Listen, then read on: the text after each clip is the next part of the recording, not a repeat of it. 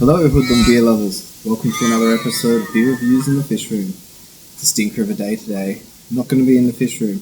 Maybe I'll superimpose something up here. Let's see how I go in the edit. Anyway, welcome to another episode. You can get it netting out fish. You can get it siphoning a tank. You can get it just trying to figure out how. Matter of fact, I've got it now. A hard day's graft in the fish room deserves an ice cold beer, and the best cold beer is whatever's in the fridge! Okay, so today we have Stone Brewing's FML.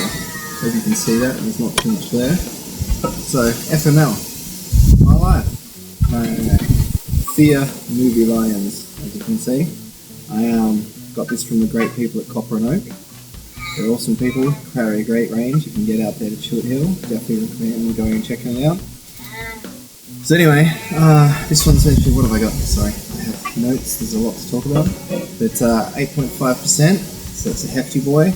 It's one full pint, so I've got my nice Wild Hop Brewing pint glass here.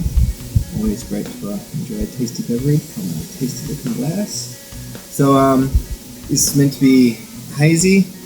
It's their take on an East Coast, but they reckon it's got a bit of West Coast to it. So it's got 60 IBUs. A lot of hazies are probably only about 30 to 40 IBUs. Keep it down, try and keep it juicy, like a fresh can of juice. This obviously got a bit of that West Coast going on, so it's a stonker of a day. It's pretty hot here. Thought I'd try something from the fridge, my little stockpile. That's probably a little bit West Coast, a little bit drier, a little bit more bitter, I hope. Still a bit juicy, good on a hot day, but I am old school when it comes to the craft beers. So I love a bit of West Coast. So 60 IBUs makes me happy. It's a full pint can. What else? Yeah, they reckon it's got West Coast bitterness. It's meant to have a short finish, so we'll see about that. I'm thinking maybe short means it's a bit drier, as opposed to being too cloying and sweet as some hazies can be. I mean, they're nice when it comes time, and everything a bit desserty and this and that but you don't always want something that's like got the high alcohol, can be sweeter and more cloying. Then they use oats and wheat to add more protein into the haze, which often makes it more cloying, and it can be great when you really want that, but sometimes you want something a bit drier and a bit more bitter finish. So it's it should be good. It's meant to have a lot of aroma and everything. We'll soon find out when we open it. And it's meant to have mosaic and laurel hops. So along with some mosaic, it's meant to be a bit of chameleon of a hop. It can be presented as like grassy and bitter, like for a West Coast, or it can be presented really fruity for some people. And laurel I don't know too much about. Probably should have done some research about that before I come into this. But maybe I'll do some off with maybe use it in a brew coming up soon if it sounds good. So anyway, I'm sure I've got a few other notes here to go through. We'll do them as we do it. So I'm going to roll a can quickly. Being it's meant to be a hazy. I've had it sitting in the fridge for a little while now, so it's actually a little bit past the best before date. So we'll see how we go. A lot of these beers are like that. But give it a roll. Give it the best chance that we want. Don't want it to foam up at the top, so give it a quick tap. Delicious smell from the can. Still has good aroma, good head. We've given it a roll though, so explain that. See how we go for haze. Initial presentation is slightly hazy. They say moderate and lazy. Slightly hazy. Potentially murky. Murky gold. Fluffy white hair. So, still smells juicy in the can. You can see that here if the camera will pick it up nicely, but it's definitely some I'd say that's murky gold, some oxidation colour. Stick your nose in it. Make sure we get a little smell. It's good aroma. I wouldn't say there's tons. Maybe could have presented it in a slightly better glass, but it's a full pint, so I went with a pint glass.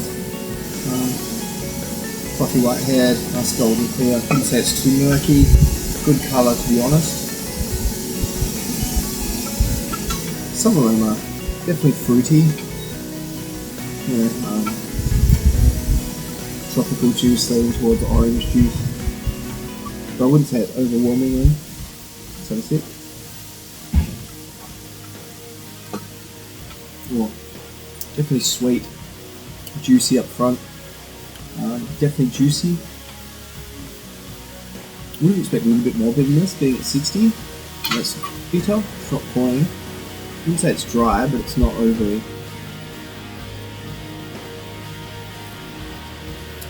sweet. It's good. I'm not detecting heaps of oats, so I don't know how much oats are in the grist for hazy. I think there's definitely some wheat in there, some haze,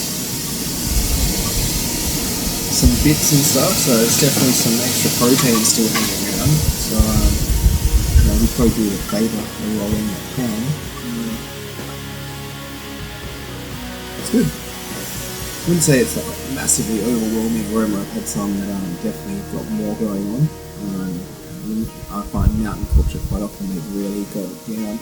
Haze is usually a bit different, much more opaque. I wouldn't say this is opaque in hand. So I can still see fingers just coming through, so I think you guys can see that. Yeah. It's definitely not straight up East Coast. It's definitely not like full light hazy boy, juicy rah. It's juicy West Coast. I would say it's definitely like leaning to that West Coast finish, higher bitterness. It's got definitely sweetness up front. That's probably maybe the 8.5% if you can carry that. I always find like the boozy beers have that, sweet up front. Usually my body's probably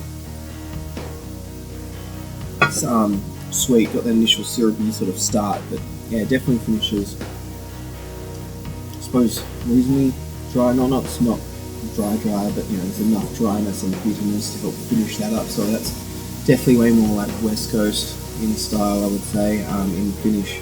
But it has enough initial juice. So I would almost say this is like a West Coast IPA that's learnt from East Coast IPA technique. So therefore you've got your juicy start up front. I'm not really picking up berries, and they say strawberry, blueberry, grapes, and might say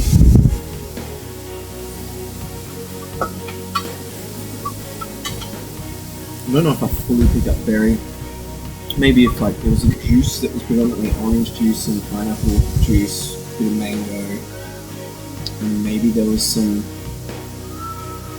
like strawberry, maybe some grapes or something like that in the juice mix as well. I can see how there's some of that going on, potentially a hint. No, not really any blueberry, but maybe if they were in the juice form with the flavour, definitely. But yeah, I would say this is an East Coast influenced West Coast IPA in my opinion, and that's totally what I wanted on this hot, sunny afternoon here in WA. So here, you probably get a breeze in the garden, gorgeous day. So, on that, I'm going to stop you guys from having to listen to me ranting about drinking beer and just drink beer. So, this is Dean inside making jalapeno hoppers. So we've got proper homemade hoppers here. I have some hot, fresh ones that have been made, put in a nice casing with some cream cheese and jalapenos chopped up inside. So I'm going to stop now, finish my beer, eat some homemade poppers and stuff, and I'll leave you guys to it for next time. Enjoy your Saturday afternoon wherever you're at. Thank you for your time, my hoodlum beer lovers, and I will catch you next time on the next episode of Beer Reviews in the Fishroom, but sometimes not in the Fishroom. Hey, have a good weekend.